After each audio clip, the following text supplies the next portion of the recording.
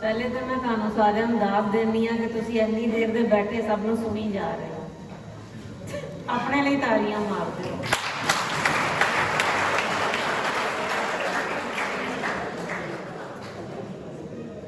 Doctor ਸਾਹਿਬ ਹੁਣੇ ਕਹਿ ਰਹੇ ਸਨ ਕਿ ਉਹ ਜਾਨਲੀ ਨੇ ਇੱਥੋਂ ਦੇ ਰਹਿਣ ਵਾਲੇ ਨੇ ਤੇ ਬੋਲੀ ਜਿਹੜੀ ਹੈ ਅਗਰ ਉਹ ਲਾਹੌਰ ਜਾਣਗੇ ਤੇ ਥੋੜੀ ਜਿਹੀ ਸ਼ਾਇਦ ਉਹਦੇ 'ਚ ਤਬਦੀਲੀਆਂ ਆ ਜਾਣਗੀਆਂ, ਕਿਉਂਕਿ ਮੈਂ ਲਾਹੌਰ ਦੀ ਜੰਮਪਲ ਤੇ ਮੈਨੂੰ ਥੋੜਾ ਜਿਹਾ ਇਤਰਾਜ਼ ਹੋਇਆ ਸੀ ਇਹਦੇ ਤੇ। ਲਾਹੌਰ 'ਚ ਰਹਿ ਕੇ ਵੀ ਮੈਂ ਪੰਜਾਬੀ ਹੀ ਬੋਲੀ ਹੈ ਔਰ ਅਜੇ ਤੱਕ ਉਹੀ ਬੋਲੀ ਮੈਂ ਬੋਲ ਰਹੀ ਹਾਂ।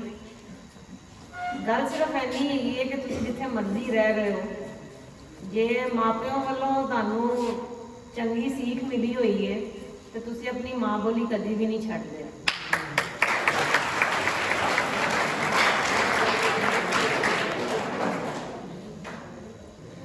ਮਰਦਮਸ਼ੁਮਾਰੀ ਦਾ ਸਰਵੇ ਛਪਿਆ ਸੀ ਪਿੱਛੇ ਜਿਹੇ, ਅਗਰ ਤੁਹਾਡੀ ਨਜ਼ਰੋਂ ਨਹੀਂ ਲੱਗਿਆ ਹੋਵੇ ਤਾਂ ਉਹਨਾਂ ਨੇ ਕਿਹਾ ਜੀ ਪੰਜਾਬੀ ਜਿਹੜੀ ਹੈ ਉਹ ਮਰਦੀ ਜਾ ਰਹੀ ਹੈ ਜਾਂ ਮਰਨ ਦੇ ਨੇੜੇ ਹੈ। ਜਿਹੜੀ ਹੁਣ ਮਰਦਮਸ਼ੁਮਾਰੀ ਹੋਈ ਹੈ ਉਹਦੇ ਅੰਦਰ ਜਿਸ ਤਰ੍ਹਾਂ ਦਾ ਵੀ ਇੰਦਰਾਜ ਸੀ ਜਾਂ ਜਿੱਥੋਂ ਉਹਨਾਂ ਨੇ ਡਾਟਾ ਲਿਆ ਉਹਦੇ ਬਾਰੇ ਕੋਈ ਜ਼ਾਹਿਰ ਹੈ ਕਿ ਪੱਕੀ ਗੱਲ ਨਹੀਂ ਕੀਤੀ ਜਾ ਸਕਦੀ, ਲੇਕਿਨ ਜਿਹੜੇ ਲਿਸਾਨੀਆਤ ਦੇ ਸਿਆਣਿਆਂ ਨੇ ਉਹਨਾਂ ਨੇ ਇਹੀ ਕਿਹਾ ਕਿ ਹੁਣ ਗਿਣਤੀ ਘਟਦੀ ਜਾ ਰਹੀ ਹੈ ਤੇ ਅੱਗੇ ਪੱਤਾ ਸਾਫ਼ ਹੋ ਜਾਣਾ ਪੰਜਾਬੀਆਂ ਦਾ। ਇਹਦੀ ਵੱਡੀ ਵਜ੍ਹਾ ਸ਼ਾਇਦ ਉਹਨਾਂ ਨੇ ਇਹ ਦੱਸੀ ਕਿ ਸਰਾਇਕੀ ਦਾ ਸਵਾਲ ਜਿਹੜਾ ਹੈ ਉਹ ਉੱਭਰ ਰਿਹਾ ਹੈ।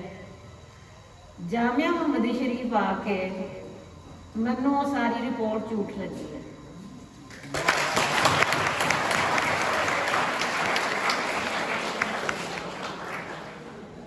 ਇੱਕ ਕਾਲਜ ਦੇ ਸਾਰੇ ਪੜ੍ਹਿਆਰ ਭਾਵੇਂ ਉਹ ਅੰਗਰੇਜ਼ੀ ਸ਼ੋਬੇ ਤੋਂ ਨੇ, ਸਾਇੰਸਿਸ ਤੋਂ ਨੇ, ਉਰਦੂ ਤੋਂ ਨੇ, ਫਾਰਸੀ ਤੋਂ ਨੇ, ਉਹਨਾਂ ਦੇ ਮੂੰਹੋਂ ਪੰਜਾਬੀ ਸੁਣਨਾ ਔਰ ਫਿਰ ਉਸ ਰਿਪੋਰਟ ਨੂੰ ਪੜ੍ਹਨਾ ਸਾਨੂੰ ਦੋ ਚਿੱਤੀ ਦਾ ਸ਼ਿਕਾਰ ਕਰਦਾ ਹੈ ਕਿ ਜ਼ਾਹਿਰ ਹੈ ਜੋ ਮੈਂ ਅੱਖੀਂ ਵੇਖਿਆ ਮੈਂ ਤੇ ਉਹਨੂੰ ਹੀ ਸੱਚ ਮੰਨਾਂਗੀ। ਤੇ ਮੈਨੂੰ ਯਕੀਨ ਇਹੀ ਹੈ ਕਿ ਮਾਂ ਬੋਲੀ ਕਿਧਰੇ ਨਹੀਂ ਜਾਣ ਲੱਗੀ। ਪੰਜਾਬੀ ਨੂੰ ਤਰੱਕੀ ਵੱਲ ਵਧਦੇ ਹੋਏ ਮੈਂ ਦੇਖ ਰਹੀ ਹਾਂ। ਮੈਂ ਬਹੁਤ ਮੁਬਾਰਕ ਦੇਣੀ ਹਾਂ ਜਾਮੀਆ ਮੁਹੰਮਦੀ ਕਾਲਜ ਦੇ ਪ੍ਰਿੰਸੀਪਲ ਸਾਹਿਬ ਡਾਕਟਰ ਫੈਸਲ ਜੱਪਾ ਹੋਰਾਂ ਨੂੰ, ਆਰਿਫ ਨੂਨ ਸਾਹਿਬ ਨੂੰ, ਕਿ ਉਹ ਬੱਚਿਆਂ ਦੇ ਦਿਲਾਂ ਦੇ ਅੰਦਰ ਇਹ ਜਜ਼ਬਾ ਪੈਦਾ ਕਰਨ ਦੇ ਅੰਦਰ ਕਾਮਯਾਬ ਰਹੇ। ਔਰ ਅੱਜ ਜਿੰਨਾ ਤੁਹਾਡੇ ਅੰਦਰ ਇਤਮਾਦ ਹੈ ਸਿਰਫ ਮੁੰਡਿਆਂ 'ਚ ਨਹੀਂ ਕੁੜੀਆਂ 'ਚ ਵੀ ਵੇਖ ਕੇ ਮੈਂ ਅਕਸਰ ਦੇਖਿਆ ਹੈ ਕਿ ਸ਼ਹਿਰਾਂ ਦੇ ਅੰਦਰ ਵੀ ਉਹਨਾਂ ਇਤਮਾਦ ਮੈਂ ਨਹੀਂ ਦੇਖਿਆ। ਇੱਥੇ ਬਗੈਰ ਕਿਸੇ ਇਮਤਿਆਜ਼ ਦੇ ਕੁੜੀਆਂ ਮੁੰਡੇ ਦੋਵੇਂ ਹੀ ਜਿਹੜੇ ਨੇ ਉਹ ਮੈਨੂੰ ਇੱਕੋ ਪਲੇਟਫਾਰਮ ਤੇ ਨਜ਼ਰ ਆ ਰਹੇ ਨੇ।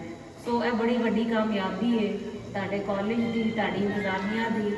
ਮੇਰੇ ਵੱਲੋਂ ਸਭ ਨੂੰ ਬਹੁਤ ਮੁਬਾਰਕਬਾਦ।